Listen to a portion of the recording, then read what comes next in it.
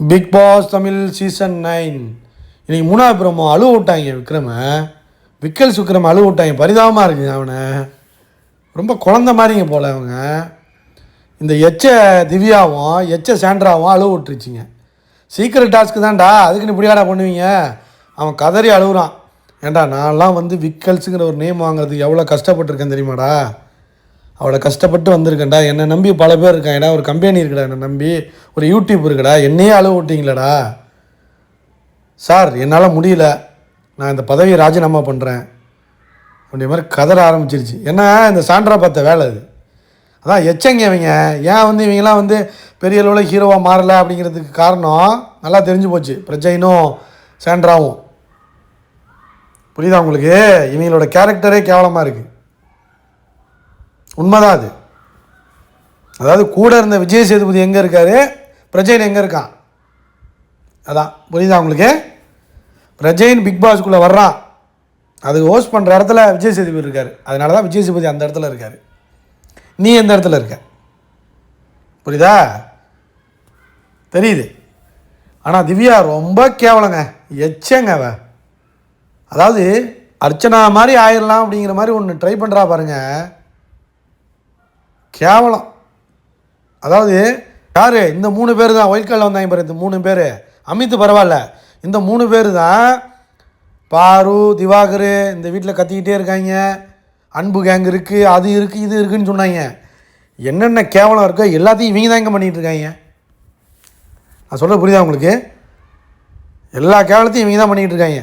அதுவும் இந்த சாண்ட்ராவுக்கு ஃபயர் விட்டுக்கிட்டு இருக்காங்க ஒரு குரூப்பு. நீங்களாம் டேய் கேவலம்டா நீங்கள்.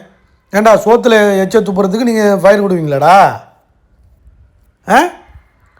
சாப்பிட்டுட்டு இருக்காங்க கெஸ்ட்டு, அந்த ஆள் அழுவு விட்டாங்க. தீபக் அழுதுட்டாரு, மஞ்சரி காண்டாயிருச்சு. என்னடா கேவலமாக பண்ணிட்டுருக்கீங்க டே, நாங்களாம் கண்டஸ்டன்ஸராக போன தடவை இங்கே தான்டா இருந்தோம், எங்களை என்ன அசிங்கப்படுத்துகிற மாதிரி பண்ணுறீங்களே அப்படிங்கிற மாதிரி. சாண்ட்ராவுக்கு வேறு ஏதோ வன்மம் இருந்திருக்குமா என்னன்னு தெரியல, கேவலமாக ஒன்று பண்ணுதுங்க அது.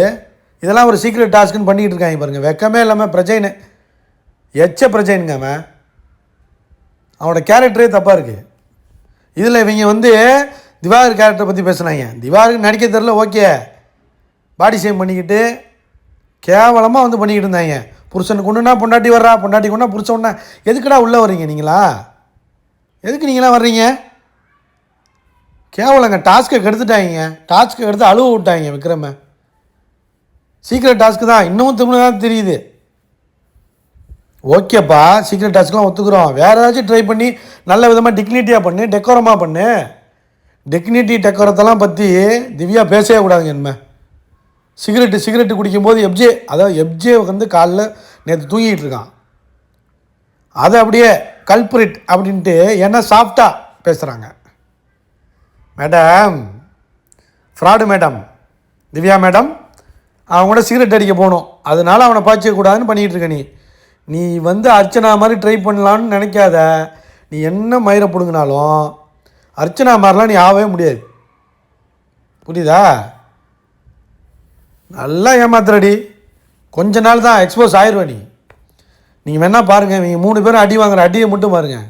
அடுத்த வாரம் நாமினேஷனில் தூக்கி போட்டு அடித்து ஓடணுங்க இவங்க 3 பேரையும். ஏதோ ஒயில்ட் கார்டுன்னு பெரிய இவங்க மாதிரி வந்தாங்க. ஏண்டா விக்ரம் ஏதோ ஒரு பக்கம் விளையாண்டுக்கிட்டு இருந்தான், அவனை போய் அழுவ விட்டுருக்காங்க. சரி விட்டுருங்க, அவன் எதுவும் பண்ணுறதில்ல, அது வேறு விஷயம்.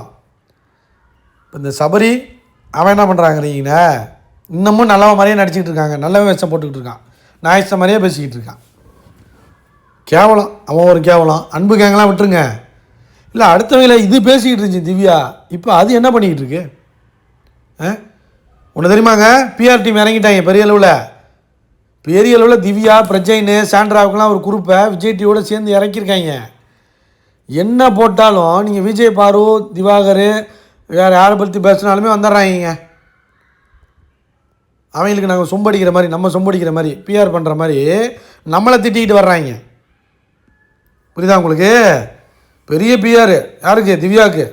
பெரிய அளவில் திவ்யா கணேஷ் பிஆரோடு வந்திருக்கீங்களா? முடிச்சு விட்றோம் பாருங்க, ஒன்றெல்லாம் முடிச்சு விட்றோம் கதையை.